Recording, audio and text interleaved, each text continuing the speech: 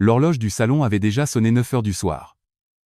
Le tic-tac résonnait, bruyamment dans l'appartement silencieux, comme s'il comptait les derniers restes de la patience de Zil. Sur la table de la salle à manger, le ragoût de bœuf, réchauffé 2 fois, commençait à refroidir à nouveau. Zil laissa échapper un long soupir.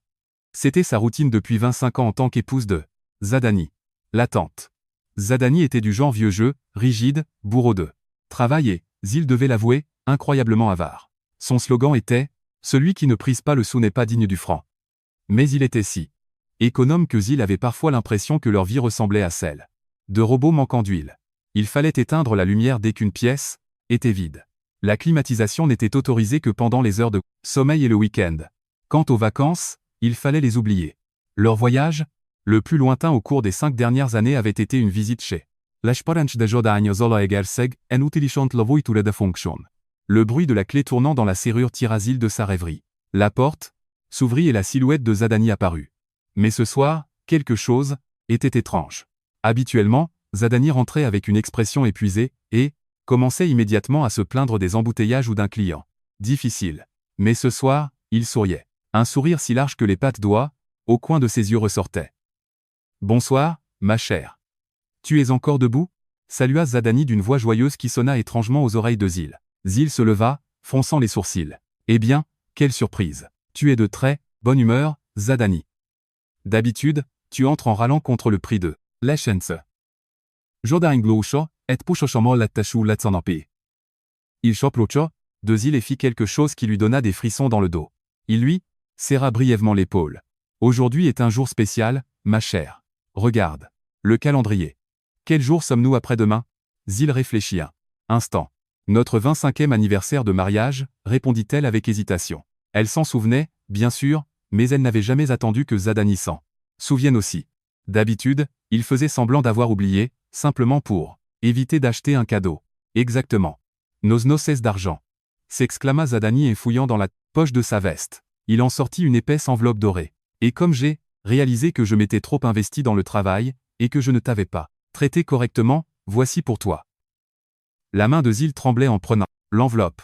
Ce n'était pas une facture, mais des billets d'avion et un bon d'hôtel. Ses yeux s'écarquillèrent en lisant la destination, Paris. La voix de Zil se coinça dans sa gorge. La Tour Eiffel, le Louvre. Zadani, tu es sérieux? Ça a dû coûter une fortune. Bien sûr que je suis sérieux. Classe, affaires, hôtel 5 étoiles. Tout est payé, dit fièrement Zadani. Tu as toujours dit que tu voulais voir la Joconde, n'est-ce pas? Zil aurait dû sauter de joie. Elle aurait dû embrasser son mari en versant des larmes de bonheur.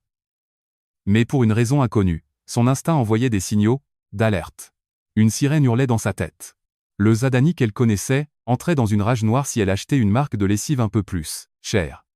Et maintenant, il lui achetait des billets en classe affaires, mais pourquoi n'y a-t-il qu'un seul billet? Demanda Zil en examinant les papiers de plus près. Le nom du passager est seulement le mien. Tu ne viens pas? Le visage de Zadani se crispa un instant avant de replaquer ce sourire, mielleux. Eh bien, voilà, ma chère. Une réunion de dernière minute est survenue avec des investisseurs suisses. C'est un projet énorme. Si ça marche, notre retraite est assurée. Zadani prit les 2 mains de Zil, la regardant profondément dans les yeux. Alors, pars devant. D'accord? Demain soir. Profite d'un peu de temps pour toi pendant un jour ou 2. Je te rejoindrai le 3e jour. J'ai déjà acheté mon billet pour te suivre. Demain soir? Zil recula, retirant ses mains. Zadani, c'est trop soudain. Je n'ai pas fait mes valises.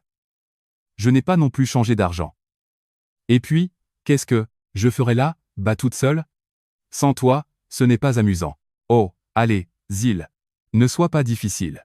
Le ton de Zadani monta légèrement. Son impatience réelle commençait à filtrer. Tu peux changer de l'argent à l'aéroport. Tu n'as qu'à jeter quelques vêtements dans une valise. Une telle opportunité ne se présente pas 2 fois. Tu te plains sans cesse que tu t'ennuies à la maison, que tu en as assez de t'occuper de moi. Et quand, pour une fois dans la vie, je t'envoie en vacances, tu refuses. Cette dernière phrase toucha un point sensible, un fardeau. Zil sentit que Zadani l'insultait de manière voilée. La culpabilité commença à s'insinuer, mêlée à un soupçon qui ne s'était pas dissipé. Je ne refuse pas, Zadani. C'est juste bizarre. D'habitude, tu es si économe. Oui, je sais, coupa rapidement Zadani. Il adoucit à nouveau sa voix. C'est exactement de cela qu'il s'agit, ma chère. Je veux changer. Je veux te rendre heureuse. S'il te plaît, apprécie mon effort. Ces billets ne sont pas remboursables. Ils ne valent rien si tu ne les utilises pas. Ce serait dommage de jeter 1,5 million de forains par la fenêtre. À l'évocation de la somme d'1,5 million de forains, les défenses de Zil s'effondrèrent. Elle ne connaissait que trop bien l'horreur de Zadani pour les pertes financières. S'ils étaient perdus, il le lui reprocherait jusqu'à la fin de ses jours. D'accord, dit doucement Zil, bien que son cœur soit encore lourd, comme si une pierre lui pressait la poitrine. J'irai. Mais promets-moi que tu viendras vraiment après moi. Je le promets, ma chère. Je le jure, répondit rapidement Zadani. Trop rapidement. Il l'enlaça à nouveau, cette fois, plus fort, comme si un grand poids lui avait été ôté du cœur. Maintenant, va dormir. Repose-toi pour être fraîche demain. Je débarrasserai la table. Zil se dirigea d'un pas lourd vers la chambre. Elle jeta un dernier regard vers le salon. Zadani était déjà au téléphone avec quelqu'un, lui tournant le dos, chuchotant.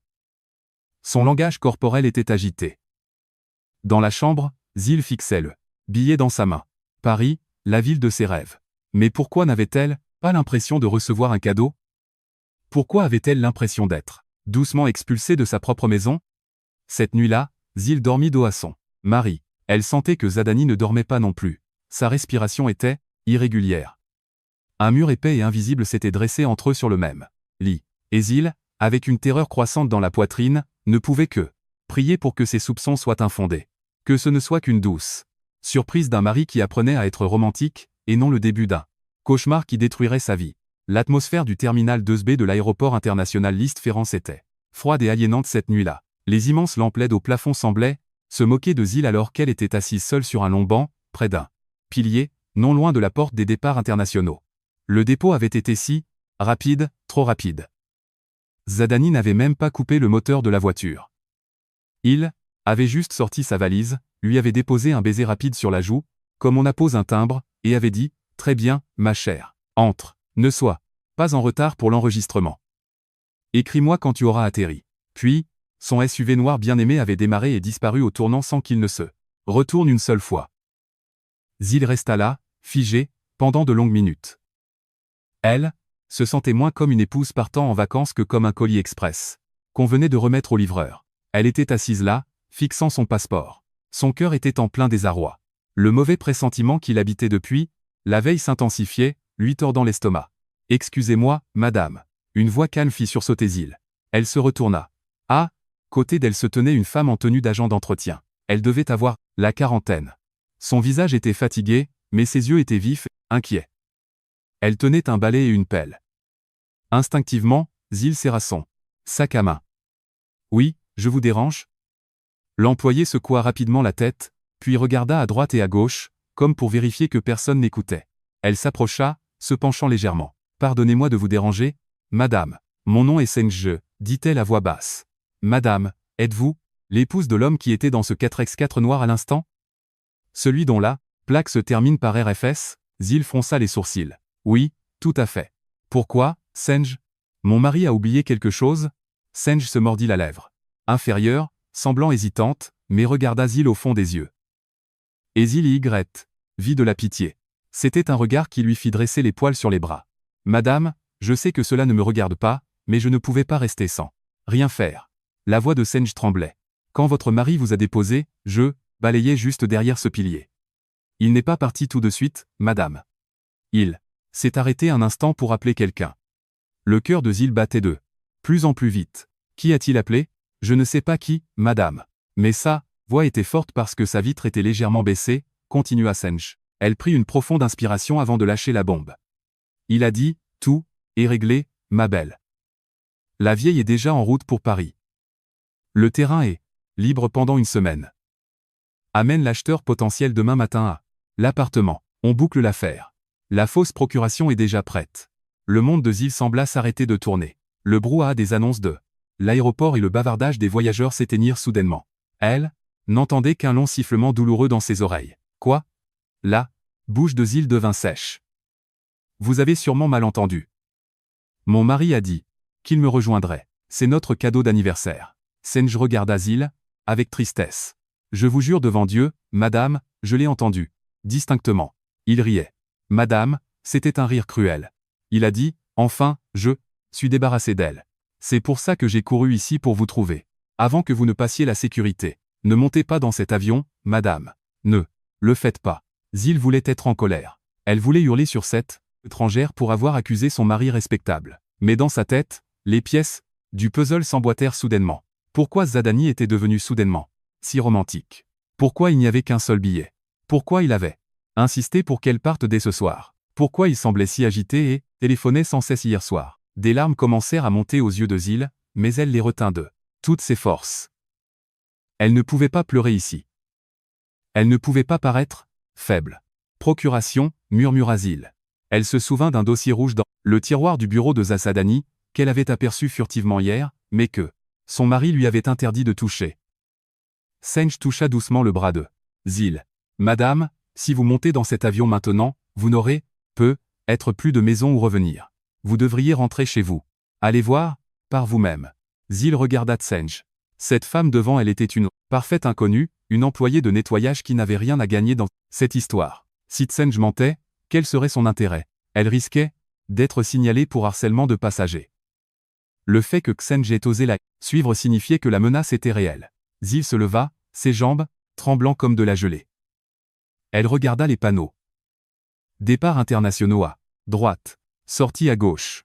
À droite, c'était Paris, la Tour Eiffel et une fausse évasion. À gauche, c'était la dure réalité, la confrontation et très probablement le divorce. Merci, Senj. La voix de Zil était glaciale. Merci de m'avoir prévenu. Où allez-vous, madame? Demanda Senj avec inquiétude. Zil saisit la poignée de sa valise. Elle la serra si fort que ses articulations blanchirent. L'expression triste et confuse quitta lentement son visage, remplacée par une mâchoire serrée qui contenait une vague de rage. Je rentre chez moi, répondit fermement Zil. Il y a un rat que je dois attraper dans ma propre maison. Zil fit faire demi-tour à sa valise et se dirigea dans la direction opposée aux portes d'embarquement, marchant rapidement à contre-courant du flux des passagers arrivant. Son cœur était brisé, mais son instinct de survie venait de s'enflammer. Le taxi jaune fonçait sur la voie rapide de l'aéroport, qui commençait à se vider. Sur la banquette arrière, Zil était recroquevillé, serrant son sac à main. La climatisation du taxi était glaciale, pourtant une sueur froide coulait dans son dos. Durant le trajet, son téléphone vibrait continuellement. Un appel. Entrant, mon petit mari. Le nom clignotait sur l'écran. Autrefois, cet identifiant d'appel lui faisait sourire. Maintenant, le mot « mon petit mari » sonnait comme une moquerie. Zil laissa l'appel aller vers la messagerie vocale. Puis, d'une main tremblante, elle mit son téléphone en mode avion. Elle ne voulait pas que Zadani puisse la localiser ou commence à se demander pourquoi elle n'était pas encore dans l'avion. « Monsieur, pourriez-vous faire en sorte de ne pas me déposer devant l'entrée principale ?» demanda Zil au chauffeur de taxi d'une voix enrouée. « S'il vous plaît, déposez-moi devant l'épicerie Mana, juste en face de la résidence. Rose Sadom Premium. » Le chauffeur la regarda dans le rétroviseur, confus qu'une passagère avec une grande valise demande à être déposée sur le bord de la route. « Très bien, madame. Mais êtes-vous sûr ? » « J'en suis sûr, monsieur. » Après être arrivé en face de la résidence, Zil descendit. Elle traîna sa valise dans la petite boutique et commanda un café brûlant, qui n'avait aucun goût sur sa langue. Derrière la vitre du magasin, elle fixait d'un regard vide l'immeuble d'appartements qui s'élevait de l'autre côté de la rue. Au 15e étage, la lumière était encore allumée dans leur appartement. Zadani était là. Peut-être appelait-il sa maîtresse, ou riait-il, imaginant sa sotte de femme déjà loin. Une heure passa. Zil se sentait comme un harceleur. Ses jambes lui faisaient mal. Ses yeux la brûlaient. À 23 heures précises, le portail de la résidence s'ouvrit. Le cœur de Zil bondit dans sa gorge. Le SUV noir de Zadani sortit. Zil retint sa respiration. Les vitres étaient teintées, mais elle connaissait parfaitement le style de conduite agressif de son mari. La voiture tourna vers le centre-ville. Zadani était parti. Bien. C'était sa chance. Il était probablement allé célébrer sa liberté fraîchement retrouvée ce soir. Après s'être assuré que la voiture de Zadani avait complètement disparu, Zil traversa la rue, à moitié en courant, traînant sa valise derrière elle. « Madame Zil, vous êtes déjà de retour ?» demanda-t-il amer, le concierge du hall, qui la connaissait bien. Il sembla stupéfait de voir Zil, un peu mouillé par la légère bruine. « Votre mari n'a-t-il pas dit que vous partiez pour Paris ?» Zil s'efforça de sourire, essayant de paraître normal bien que son cœur menace d'exploser. « Si, Tiamer. C'est juste qu'à l'aéroport, j'ai réalisé que j'avais pris mon vieux passeport périmé. Le nouveau est resté dans un tiroir, alors j'ai dû revenir le chercher. Mon vol a été reporté à demain matin. S'il vous plaît, ne dites rien à monsieur Zadani. Tiamer, j'aurais tellement honte s'il me grondait pour avoir été si inattentive. Tiamer. Gloussa d'un air entendu. Oh, cela arrive, Madame Zil. Bien sûr, votre secret est en sécurité avec moi. Montez donc. Zil monta dans l'ascenseur. Le chiffre 15 s'alluma. Son estomac se noua. Elle n'avait pas l'impression de rentrer chez elle, mais plutôt d'entrer dans la fosse aux lions. Sing. Les portes de l'ascenseur s'ouvrirent. Le couloir était silencieux. Zil marcha sur la pointe des pieds vers la porte 155. Sa main tremblait violemment, alors qu'elle présentait sa carte magnétique et tapait le code PIN. Bip bip bip. La porte s'ouvrit. Zil entra et fut immédiatement frappé par une forte odeur de parfum d'homme, mais pas la marque que Zadani utilisait habituellement. Le salon était un peu en désordre. Sur la table à manger se trouvait une bouteille de vin entamée et 2 verres. Le sang de Zil ne fit qu'un tour. Elle s'approcha de la table. Sur l'un des verres trônait une trace de rouge à lèvres rouge vif. Zil n'avait jamais porté une telle couleur. C'était donc vrai. Il ne s'agissait pas seulement de vendre l'appartement. Il y avait une autre femme. Zil laissa sa valise près de la porte, prête à s'enfuir si Zadani revenait. Soudainement, elle alluma faiblement le salon. La maison dont elle s'était occupée, balayant et lavant le sol jour après jour, lui parut soudain étrangère et froide. L'immense photo de mariage accrochée au mur semblait la fixer d'un regard vide. Très bien, Zil, ne pleure pas encore. Les pleurs attendront, chuchota-t-elle, raffermissant ses nerfs. Maintenant, trouve la preuve. Les mots de Senj lui revinrent en mémoire. Fausse procuration. Zil regarda vers la porte du bureau de Zadani, qui était fermée à clé. Cette pièce était une zone interdite. Zadani disait toujours qu'elle contenait des documents confidentiels de clients et qu'il était interdit à Zil d'y entrer. Dans le passé, Zil avait respecté la vie privée de son mari. Quelle idiote elle avait été. Zil abaissa la poignée. Fermée. Bien sûr.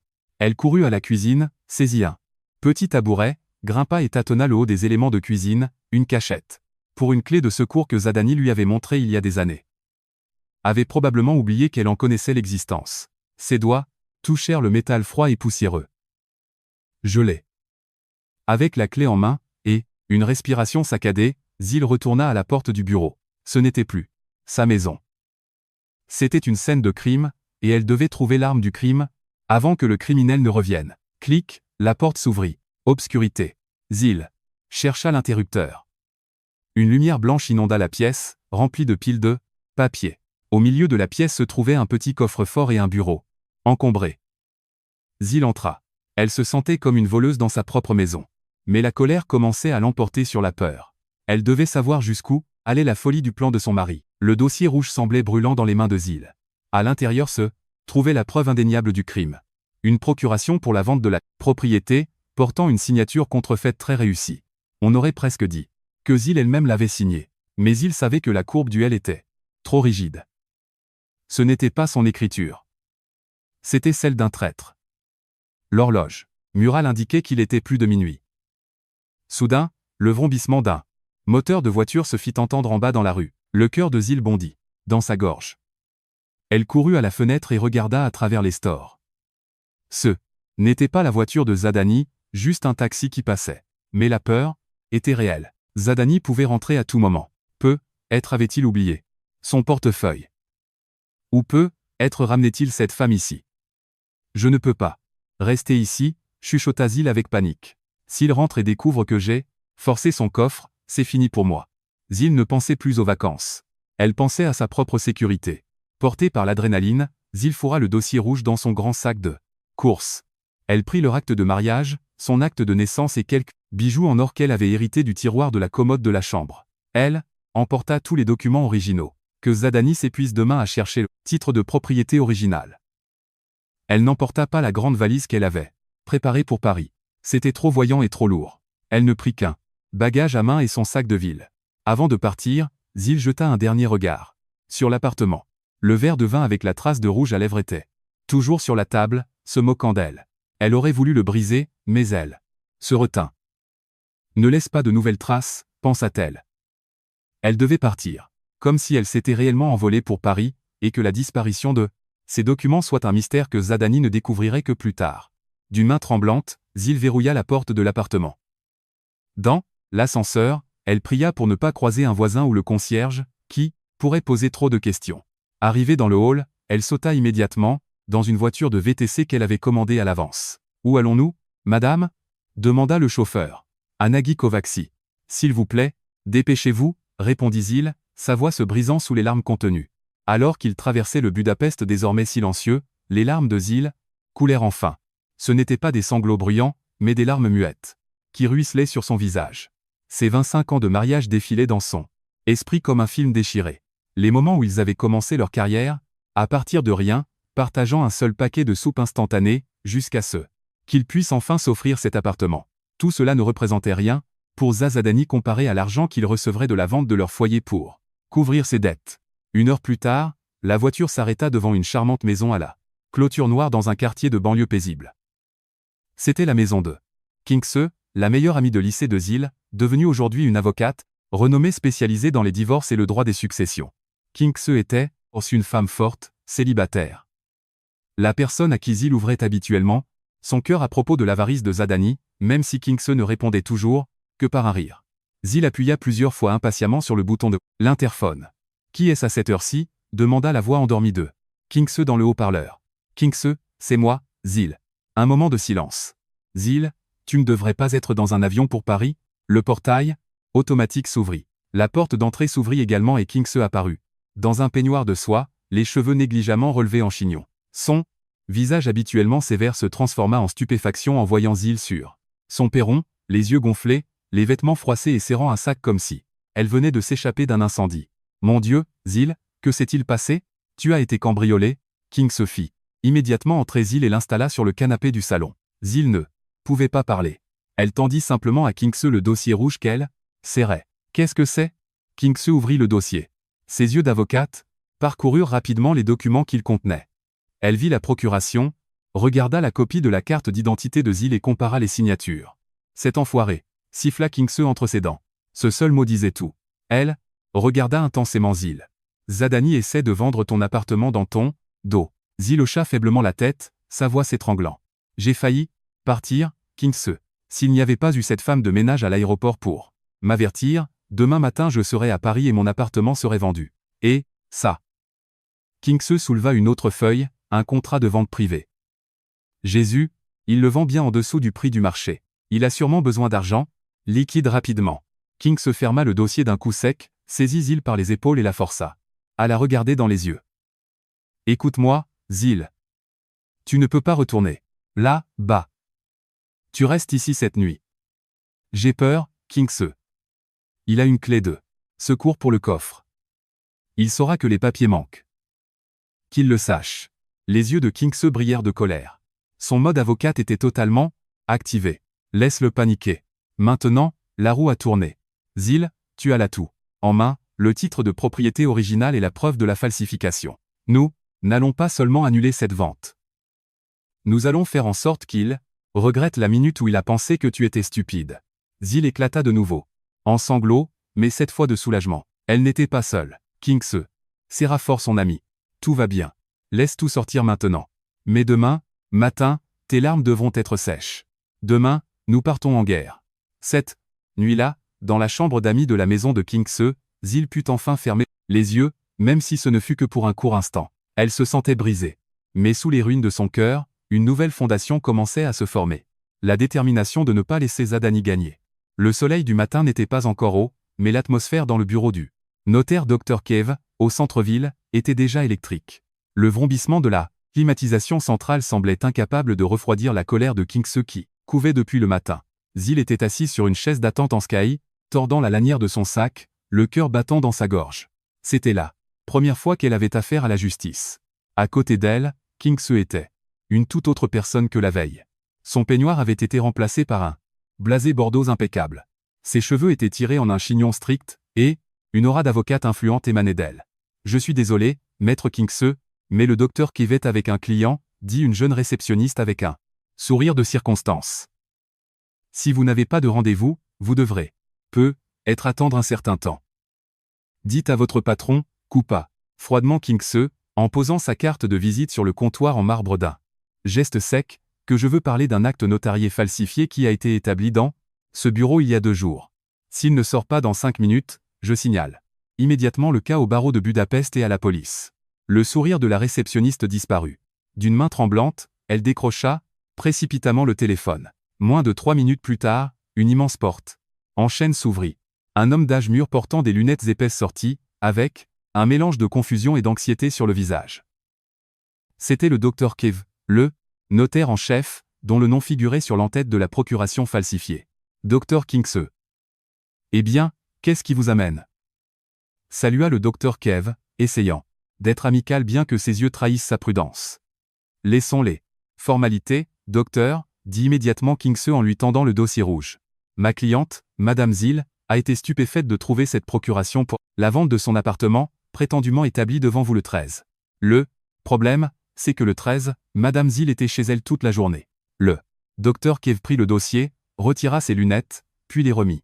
Il examina le document. Pourquoi? C'est la procuration de Monsieur Zadani et de son épouse. C'est correct. Ils sont venus tous les deux ici dans l'après-midi. Je m'en souviens clairement parce que Monsieur Zadani a dit que c'était urgent. Henri. Le sang de Zill ne fit qu'un tour en entendant cela. Monsieur, regardez-moi. La voix de Zill tremblait, mais elle était ferme. Elle se leva. Suis-je la femme qui est venue ici avec mon mari ce jour-là? Le docteur Kev regarda intensément Zill. Il plissa les yeux, comparant le visage de Zill au souvenir de la femme qui était venue avec Zadani. Lentement, le visage du notaire pâlit. Une goutte de sueur apparut sur son front. Les cheveux de cette femme étaient plus courts, et elle était un peu plus corpulente, murmura le docteur Kev, comme s'il se parlait à lui-même.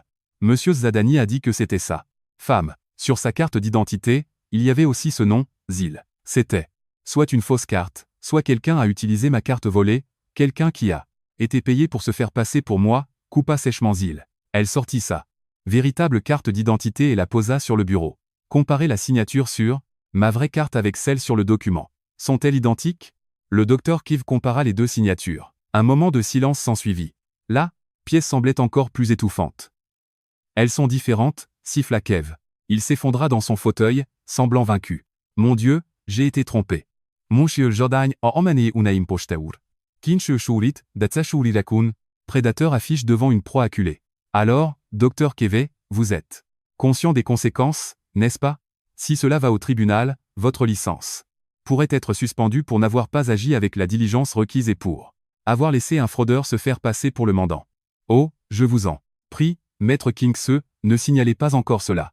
Le docteur Kev paniqua. Sa réputation de plusieurs décennies était en jeu. J'ai été totalement dupé. Monsieur Zadani est un vieux client. Je lui ai simplement fait confiance. Je n'aurais jamais pensé qu'il se livrerait à une telle chose. Très bien, si vous êtes prêt à coopérer, dit Kingse en tambourinant des doigts sur la table. Vous allez rédiger immédiatement une annulation officielle. Vous déclarez que la procuration est nulle et non avenue en raison de vices de forme, et vous devez accepter de témoigner si nous déposons une plainte à la police. Oui, bien sûr, madame. Je la rédige immédiatement. Mieux encore, je fais bloquer le titre de propriété au cadastre pour qu'aucun transfert ne soit possible, répondit précipitamment Kev, appelant aussitôt son assistante. Zill laissa échapper un long soupir, ses jambes flageolant de soulagement. Il s'avérait que la vérité pouvait être révélée si facilement quand on avait du courage et une avocate féroce. En attendant que le document soit prêt, Kingse chuchota à Zill. Le premier obstacle est franchi. Le papier magique de Zadani n'est plus qu'un morceau de déchet. Il ne pourra vendre cet appartement à personne. Et maintenant, qu'est-ce qu'on fait, Kingse? Demanda Zill. Je vais tout de suite à la police? Attends un peu. L'œil de Kingse brilla légèrement. Jouons encore un peu. Zadani pense qu'Etu est sa pari et que sa procuration est en béton armé. Il va certainement amener un acheteur à l'appartement, aujourd'hui pour le lui montrer. Zill se souvint des mots de Senja, Amen. L'acheteur potentiel demain matin à l'appartement. On y va? Demanda Zill, avec hésitation. On y va, confirma Kingse. On va le prendre en flagrant délit de transaction. Laissons-le se ridiculiser devant son acheteur. Écrasons toute sa mise en scène d'un seul coup. Zill regarda Kingse, puis hocha la tête. Sa peur se transformait lentement en curiosité. Elle voulait voir le visage de Zadani quand il réaliserait que son plan s'était effondré. Allons-y, dit Zill en se redressant. Rentrons à la maison. L'horloge numérique du salon indiquait 10h. Le soleil brillait intensément, éclairant l'appartement que Zadani avait rangé à la hâte tôt le matin. Il avait caché les verres de vin de la veille. Il avait retapé les coussins du canapé. Zadani se tenait près de la grande fenêtre, gesticulant comme un agent immobilier de haut vol. Face à lui se tenait M. Vasoli, un acheteur potentiel qui semblait enthousiaste, accompagné de sa femme. « Eh bien, monsieur Vasoli et madame, vous pouvez le voir de vos propres yeux, disait Zadani, d'une voix grave et autoritaire qu'il s'efforçait de prendre. C'est un appartement d'angle. La vue est imbattable, directement sur la piscine et la silhouette de la ville. Il est rare qu'un propriétaire se sépare d'un appartement aussi bien situé. Je ne le vends que parce que, eh bien, ma femme veut s'installer à Balatonfur, elle aspire à une vie plus paisible, mentit-il avec aplomb. Monsieur Vasoli hocha la tête avec admiration. C'est vraiment un endroit magnifique, monsieur Zadani. Et le prix est une véritable aubaine, surtout pour un appartement entièrement meublé. Les papiers sont en règle? À 100%, s'exclama Zadani, peut être un peu trop enthousiaste. Il se redressa. Yay, le titre de propriété avec moi. J'ai aussi la procuration de ma femme. Tout est certifié par notaire. Nous n'avons qu'à signer le contrat de vente. Vous transférez la compte et je vous remets les clés dès aujourd'hui. Zadani souriait largement.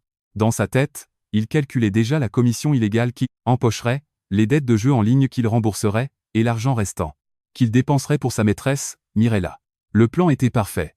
Zil, sa femme obéissante, errait probablement en ce moment sans but et injoignable à l'aéroport Charles de Gaulle. Bip bip bip. Le son du clavier de la serrure numérique résonna bruyamment. Le sourire de Zadani se figea. Monsieur Vasoli et sa femme se tournèrent vers la porte d'entrée. « Oh, vous attendez quelqu'un d'autre, monsieur Zadani ?» demanda la femme de Vasoli, perplexe. Zadani paniqua. Qui d'autre connaissait le code à part lui et Zil? Ce ne pouvait pas être Zil. Impossible. La porte s'ouvrit toute grande. Ce n'était pas un autre invité. C'était le pire cauchemar de Zadani. Zil se tenait sur le seuil. Elle ne portait pas de vêtements d'hiver pour voyager. Elle portait une chemise blanche impeccable et un pantalon noir. Son visage était froid et inexpressif. Derrière elle se tenait, Kingse dans un complet d'avocate, ainsi que 2 policiers en uniforme. « Ma chère !» La voix de Zadani se transforma en un petit gémissement. Étouffé, comme celui d'une souris prise au piège. Son visage, qui quelques instants plus tôt était empourpré et confiant, devint mortellement pâle. « Quoi? Pourquoi es-tu à la maison? Tu ne devrais pas être à Paris ?» Zil ne répondit pas. Elle entra calmement dans la pièce, passant devant Zadani comme s'il n'existait pas, et se tint directement devant M. Vasoli. « Bonjour, monsieur. Désolé du dérangement, dit-il d'une voix polie mais ferme. Vous êtes l'acheteur potentiel de cet appartement? » M. Vasoli regardait alternativement Zadani et Zil, confus. « Oui, madame. » M. Zadani a dit, ici que sa femme était à Balatonfur. M. Zadani a menti, déclara, froidement Zil. Elle se désigna elle-même. « Je suis sa femme. Je suis la propriétaire légale de cet appartement, et je n'ai jamais eu l'intention de vendre mon foyer, et encore moins de m'installer à Balatonfur. » Un silence s'abattit sur la pièce. Un silence tendu, étouffant. « Qu'est-ce que cela signifie, Zadani ?» M. Vasoli commençait à se mettre en colère. « Vous aviez dit que vous aviez la procuration de votre femme.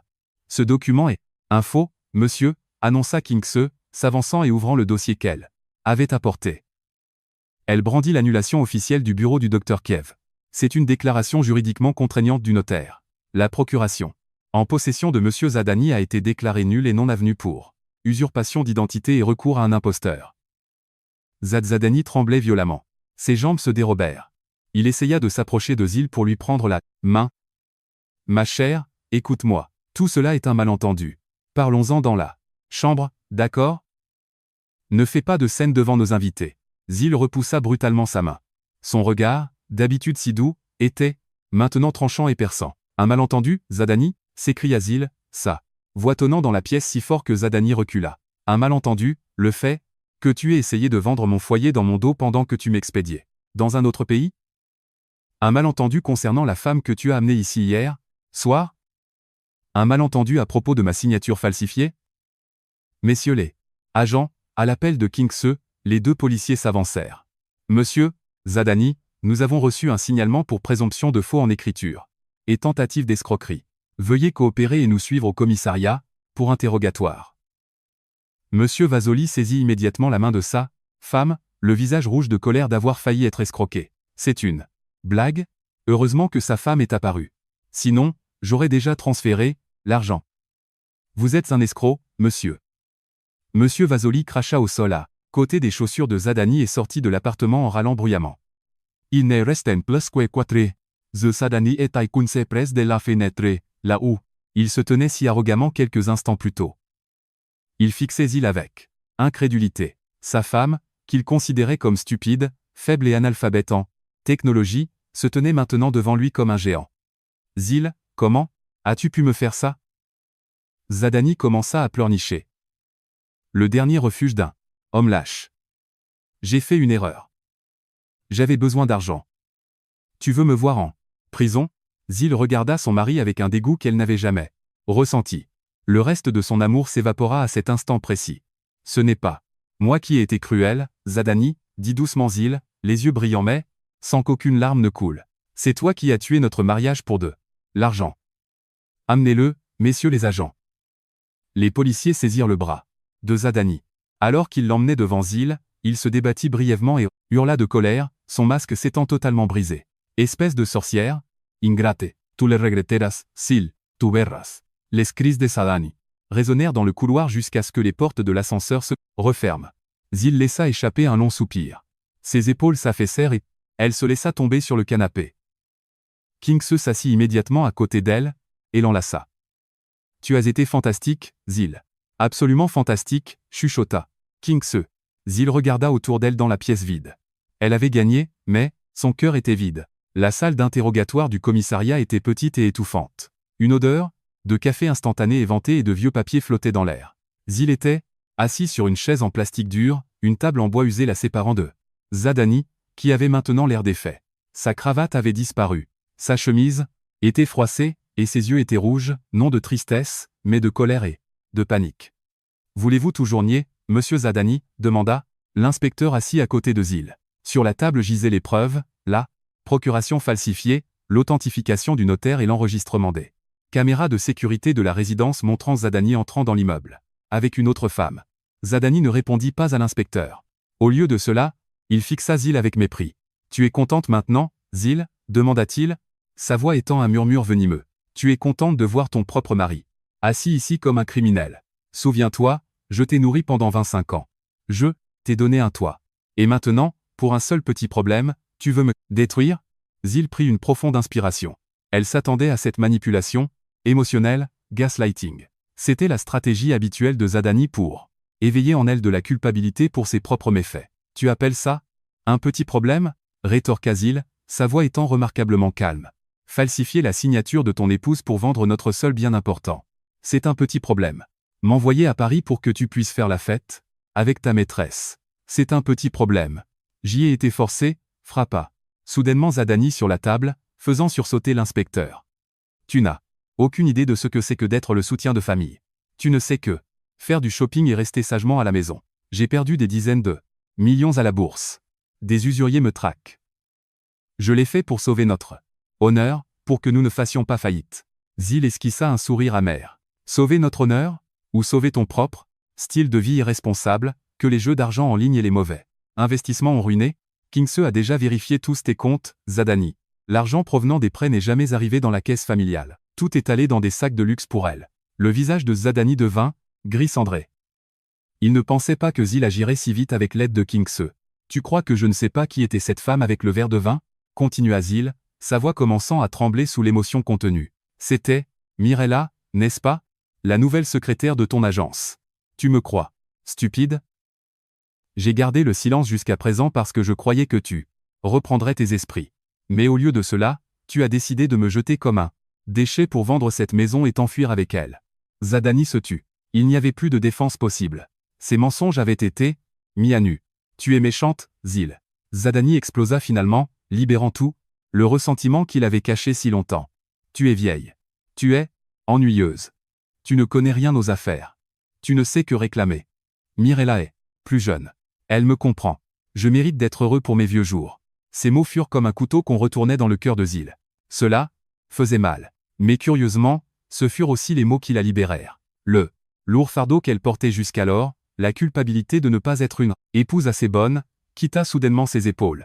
Merci, Zadani, dit doucement Zil. Zadani fronça les sourcils, confus. Pourquoi merci?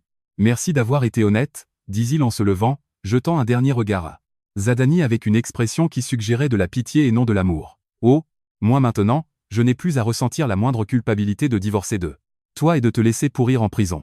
Tu dis que je suis ennuyeuse. Peut-être que je le suis, mais au moins je ne suis pas un escroc. Zil se tourna vers l'inspecteur. Monsieur l'agent, je crois que ma déposition est complète. Je laisse le reste à mon avocate. Zil sortit de la salle d'interrogatoire sans se retourner. Derrière elle entendit Zadani hurler son nom, cri qui se transformait en un torrent d'insultes, puis le fracas d'une chaise alors que les policiers tentaient de le maîtriser. Dans le couloir, Kingse l'attendait. Elle passa son bras autour des épaules de Zil. C'est fini? Demanda doucement Kingse. Ça ne fait que commencer, Kingse, répondit Zil, essuyant une dernière larme de son visage. S'il te plaît, dépose les papiers du divorce le plus tôt possible. Je veux que son nom soit effacé de ma vie avant que le soleil ne se couche. Les jours suivant la confrontation passèrent comme un marathon sans fin. Le salon de la maison de Kingse était maintenant rempli de dossiers juridiques. Zil passait son temps à aller d'un commissariat à l'autre, puis au tribunal de la famille pour déposer sa demande de divorce. Il s'avéra que rompre un lien de 25 en n'était pas aussi simple que de basculer un interrupteur. Zil, tu dois être forte. Zadani commence à jouer sale, dit Kingse un après-midi, lui tendant son téléphone. Dans un groupe Viber familial, Zadani avait commencé à diffuser un récit mensonger. Il déformait les faits, prétendant que Zil était une épouse ingrate qui voulait envoyer son mari en prison pour un petit malentendu financier. Zadani jouait la victime, affirmant qu'il avait tout fait pour un investissement futur qui avait simplement échoué. Cela ne prit pas longtemps. Le téléphone de Zil fut inondé de messages des proches de Zadani. Zil, tu te souviens de ton âge? Tu as plus de 50 ans. Tu veux être une femme divorcée? Que diront les gens? Et un peu de pitié pour Zadani. Il a juste fait une erreur sous la pression du travail. Retire les accusations. Parlez-en comme une famille. Ne sois pas si égoïste, Zil. Pense à la bonne réputation de notre famille. Zil lisait les messages d'une main tremblante. C'était une profonde douleur de joue. Réaliser que les gens qu'elle considérait comme sa famille se souciaient plus de leur réputation et de leur dignité que de sa sécurité et de son droit à la justice. Ils ne savent rien, Kingse, murmura Zil. Ils ne savent pas ce qu'on ressent quand on vous envoie au loin pour se débarrasser de vous. C'est pourquoi nous ne leur répondons pas par SMS, mais par un jugement judiciaire, dit fermement Kingse. Mais la pression ne s'arrêta pas là. Zadani, par l'intermédiaire de son avocat tout aussi rusé, déposa une demande reconventionnelle. Il exigea que les biens matrimoniaux soient partagés, équitablement, y compris les biens qui appartenaient à Zil par héritage de ses parents. Zadani tenta de retarder la procédure pénale en prétendant qu'il était malade dans sa cellule. Le point culminant fut quand Zil dut participer à une évaluation psychologique en complément du rapport sur la violence psychologique. Elle dut s'asseoir devant un psychologue judiciaire et raconter chaque insulte de Zadani, chaque occasion où il l'avait rabaissé, et ce que l'on ressentait en étant si profondément trahi. Cela doit être douloureux, Madame Zil, demanda gentiment le psychologue. Zil resta longtemps silencieuse, fixant sa main d'où l'alliance avait déjà disparu. La douleur n'était pas qu'il ait une autre femme, docteur. Mais la réalisation que pendant 25 ans, j'ai aimé un homme qui ne me considérait même pas comme un être humain. Je n'étais qu'un objet qu'il pouvait vendre quand il s'enlaçait. Au milieu de la tempête, Zil commença à avoir des problèmes de sommeil. Chaque fois qu'elle fermait les yeux, elle voyait le visage furieux de Zadani au commissariat. Elle était anxieuse chaque fois qu'une voiture s'arrêtait devant la maison de Kingse. Cependant, au plus bas de sa forme, Zil trouva une nouvelle force. Elle arrêta de lire les messages toxiques de sa famille élargie. Elle bloqua les numéros de ceux qui ne faisaient que lui dire d'être patiente sans proposer aucune solution. Un soir, Zil était assise sur le porche de Kingse, regardant les étoiles. Elle réalisa quelque chose. Elle avait été le pilier de leur mariage tout au long. Si elle avait pu supporter l'ego démesuré de Zadani pendant des décennies, elle avait certainement plus qu'assez de force pour porter sa propre vie. Je reculerai pas, Kingse, dit Zil quand son ami sortit avec une tasse de thé chaud. Qu'il m'appelle vieille divorcée. Qu'ils disent que je suis cruel. Mais je ne laisserai plus personne piétiner mon estime de soi. Kingse sourit fièrement. C'est bien la Zil que je connais. La première audience est demain. Mets ta plus belle robe. Montrons-lui qu'il vient de perdre un diamant. Pour un caillou. La salle du tribunal de la famille semblait encore plus petite ce jour-là. L'air étouffant pesait lourdement, malgré 2 ventilateurs tournant à pleine vitesse. Dans les coins. Il faisait chaud. Zil était assise à côté de Kingse, le dos droit, portant une simple robe bleu marine qui la rendait élégante et posée. Face à elle, Zadani était assis avec son avocat. Il paraissait beaucoup plus vieux, ses cheveux grisonnants étaient en désordre, et il était incapable de regarder Zil. C'était le jour de l'administration des preuves. Le jour où chaque crime caché de Zadani serait révélé un par un au grand jour. Le représentant de la demanderesse peut présenter d'éventuelles preuves supplémentaires, dit le juge en ajustant ses lunettes. Kingse se leva. Calmement, chaque pas dégageant de l'assurance. Merci, monsieur le juge. Nous avons apporté les preuves numériques des transactions bancaires et des communications du défendeur. Il y est prouvé que monsieur Zadani a non seulement falsifié la signature de son épouse, mais qu'il a également transféré une somme importante de biens communs sur le compte bancaire d'une femme nommée Mirella. Un murmure parcourut la salle d'audience. La famille de Zadani, assise dans les tribunes, commença à chuchoter. J'objecte, monsieur le juge. Intervint l'avocat de Zadani. Cela concerne les affaires privées de mon client. Affaires? Kingse rit cyniquement, puis présenta une pile de photos au pupitre du juge. Est-ce qu'on considère comme une affaire le versement d'un acompte pour un petit appartement de banlieue au nom de Mirella et l'achat de sacs de luxe pour elle chaque mois? C'est une infidélité financière et émotionnelle envers ma cliente. Zil jeta un coup d'œil à Zadani. L'homme était assis là, tête basse, ses mains tremblant sur ses genoux. Il n'y avait aucune trace de l'arrogance qu'il affichait habituellement à la maison. Le témoin clé fut appelé, le docteur Kev. Le notaire, dans la peur de perdre sa licence, témoigna, honnêtement. Il raconta comment Zadani avait amené une femme qui s'était fait passer pour Zil en utilisant une carte d'identité munie d'une photo modifiée. Je sens que j'ai péché contre Madame Zil, dit le docteur Kev devant le juge. J'ai moi aussi été trompé par le jeu de scène très convaincant de monsieur Jordan. Le point culminant du procès fut quand le juge donna la parole à Zil. Zil se leva, sa voix était calme, dépourvue de tout tremblement émotionnel excessif. Monsieur le juge, commença Zil. Pendant 25 ans, je n'ai pas été seulement son épouse. J'ai été sa comptable, sa cuisinière personnelle, son chauffeur et son premier soutien. Je n'ai pas demandé beaucoup. Juste mon droit à ce foyer où j'espérais vieillir, la maison qu'il a essayé de vendre à cause d'une autre femme. Je veux que ce divorce soit conclu équitablement. Pas par vengeance, mais parce que je veux commencer une nouvelle vie en tant qu'être humain, avec dignité. Le marteau du juge frappa 3 fois après la présentation d'une série de preuves accablantes. Le jugement provisoire du tribunal déclara Zadani coupable de fraude commise dans le cadre d'une union. L'appartement en copropriété fut gelé pour empêcher tout transfert de propriété, et une hypothèque y fut inscrite pour garantir la part de patrimoine de Zil. À la sortie de la salle d'audience, l'avocat de Zadani s'approcha de Kingse. Mon client veut s'entendre. Il est prêt à accepter un divorce amiable et un partage des biens à 50-50, à condition que les poursuites pénales soient abandonnées. Il ne supporte pas la prison. Son état de santé se dégrade. Kingse regarda Zil. Zil esquissa un léger sourire. Dites à votre client, dit fermement Zil. Il peut avoir son divorce, mais l'affaire pénale continue. Son état de santé se dégrade à cause de sa propre culpabilité, pas à cause de moi. Je ne retire rien. Zadani, qui était menotté en raison de son statut de détenu, passa devant Zil dans le couloir du tribunal. Il essaya de la regarder avec des yeux suppliants, mais Zil détourna le regard. Pour Zil, Zadani n'était plus son mari. Ce n'était qu'un chapitre horrible de son livre, de vie qu'elle venait de refermer bruyamment. 3 semaines après le jugement définitif du tribunal, qui avait fait droit à presque toutes ses demandes, Zil retourna à l'aéroport international List, Ferrance. Cette fois, elle n'avait pas apporté de grande valise. Elle n'avait pas son passeport à la main et n'avait aucune anxiété étouffante dans la poitrine. Elle était vêtue de manière décontractée, avec un petit sac à main, et habitée par une intention qu'elle gardait précieusement depuis la nuit de la confrontation. Le terminal 2B était toujours aussi animé. Zil marcha vers le côté des départs internationaux, vers l'endroit où sa vie avait failli être ruinée s'il n'y avait pas eu le murmure d'une étrangère. Elle chercha du regard une silhouette en uniforme bleu marine. Après avoir marché un moment, ses yeux s'arrêtèrent enfin sur une femme qui s'appuyait avec fatigue contre un pilier, essuyant la sueur de son front avec le bord de son foulard. C'était elle, Chenga. Senj, cria gentiment Zil. La femme se retourna, ses yeux clignèrent de confusion pendant une seconde avant de s'agrandir de reconnaissance. Madame, c'est vous de cette nuit-là.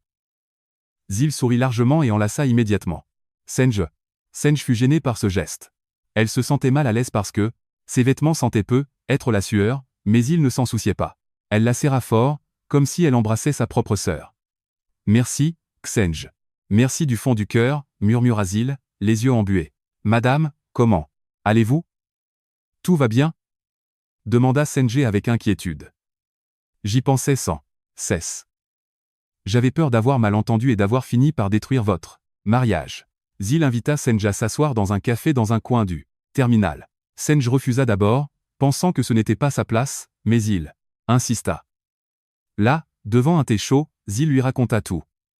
La procuration, falsifiée, l'appartement presque vendu, le procès et son statut de divorcé, désormais officiel. Senj écoutait la main devant la bouche, murmurant de temps en temps. « Oh mon Dieu, Seigneur, Madame.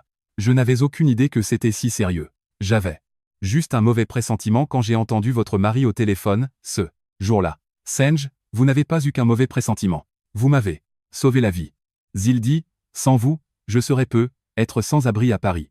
En ce moment, sans aucun moyen de revenir. Zil sortit alors une enveloppe de son sac, la posa sur la table et la fit glisser vers Senj. Qu'est-ce que c'est, madame?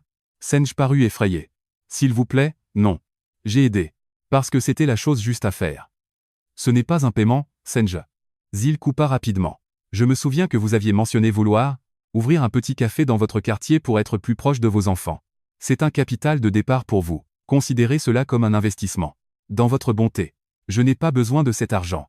J'ai besoin de la paix de l'esprit qui vient du fait de rembourser une dette de gratitude. Les mains de Senj tremblaient. Quand elle jeta un coup d'œil dans l'enveloppe, elle éclata en sanglots. La somme dépassait de loin son salaire annuel à l'aéroport. Madame, c'est trop. Rien n'est trop pour une seconde chance dans la vie, dit-il en prenant la main rugueuse de Senj. Vous étiez un ange qu'on m'a envoyé. Maintenant, c'est à votre tour d'être heureuse. Ce jour-là, dans le tourbillon des gens qui allaient et venaient, deux femmes, d'horizons totalement différents trouvèrent de la force l'une dans l'autre. Zil réalisa que la trahison de Zadani lui avait appris une leçon précieuse. La gentillesse vient souvent des personnes les plus inattendues, et l'estime de soi ne peut s'acheter, même avec le billet de vacances le plus luxueux. Senj promit d'inviter Zil à l'inauguration solennelle de son café. Zil hocha la tête, promettant d'y être. En sortant de l'aéroport, ses pas lui semblèrent incroyablement légers. Maintenant, elle était vraiment prête à voler. Pas vers Paris, mais vers sa propre liberté. 6 mois s'étaient écoulés depuis le coup de marteau final du juge. Ce matin, Zil ne s'était pas réveillé au cri de Zadani réclamant ses chaussettes, ou au bip d'une facture de carte de crédit dépassée. Elle s'était réveillée sous la douce lumière du soleil qui inondait les fenêtres de son appartement, qui avait maintenant un aspect totalement différent. Zil avait décidé de le redécorer entièrement. Les murs beige morne, le choix de Zadani pour leur faible besoin d'entretien, était maintenant d'un blanc pur avec des accents pastels, frais. Le vieux canapé en cuir, qui gardait les souvenirs de la trahison, avait disparu, remplacé par des fauteuils en bois confortables et minimalistes et de nombreux coussins moelleux. Cet endroit se sentait maintenant vraiment comme un foyer. Zil alla dans la cuisine et se prépara un café aromatique dont l'odeur remplit la pièce. Elle ne ressentait plus de culpabilité à acheter des grains de café, chers. Elle savoura chaque gorgée en vérifiant son emploi du temps quotidien sur sa tablette. Aujourd'hui, elle allait déjeuner avec Kingse et quelques amis, d'un groupe de soutien pour l'égalité des femmes qu'elle avait rejoint récemment. Quant à Zadani, selon ses dernières informations, il purgeait sa peine. Ses biens avaient été liquidés pour payer ses dettes et les frais de justice. Mirella, la femme qu'il estimait tant, aurait disparu dès qu'elle avait appris qu'il était ruiné. Zadani avait vraiment tout perdu à cause de sa propre cupidité. Cependant, Zil ne ressentait pas de victoire vengeresse. Elle se sentait victorieuse parce qu'elle avait réussi à rester entière. Ping. Une photo arriva, sur son téléphone. Elle venait de Senj. Elle montrait un café simple mais propre dans une rue de banlieue, et sur l'enseigne en bois on pouvait lire « Café notre pain quotidien ». En dessous, un court message. « Madame Zil, c'est mon inauguration officielle aujourd'hui. Merci d'avoir été le chemin vers mon rêve ». Zil sourit largement, ses yeux brillaient, cette fois d'une gratitude immense. Plus tard dans l'après-midi, Zil alla sur l'île Marguerite. Elle s'assit sur un banc en bois et regarda les enfants courir. Une femme de son âge s'approcha d'elle et l'interrogea sur le livre que Zil était en train de lire. Elles discutèrent facilement, rirent et échangèrent leur numéro de téléphone. Zil réalisa que son monde, qui s'était autrefois limité aux murs de son appartement et au service de son mari, s'était maintenant étendu sans limite. Elle n'était plus Zil, la femme de Jordan. Elle était Zil, une femme forte de 21 ans qui avait survécu à une tempête de trahison sans laisser son cœur s'aigrir. Alors que le soleil se couchait lentement, jetant une teinte orange dorée sur le Ciel de Budapest, Zil se leva et prit une profonde inspiration. L'air semblait si frais. Elle repensa à ce faux voyage surprise à Paris. Elle n'avait pas réussi à voir la tour Eiffel, mais elle avait reçu quelque chose de bien plus beau. Elle s'était vue voler librement, libérée des chaînes de la manipulation. Zil rentra chez elle d'un pas assuré. Elle savait que la vie aurait encore des défis. Mais elle n'avait plus peur, car elle savait maintenant. La plus grande force d'une femme ne réside pas dans la patience avec laquelle elle endure la souffrance, mais dans son courage à dire que c'est assez, et à commencer une nouvelle vie avec dignité. Le nouveau jour de Zil s'était levé, et elle ne permettrait plus jamais à personne de ternir sa lumière.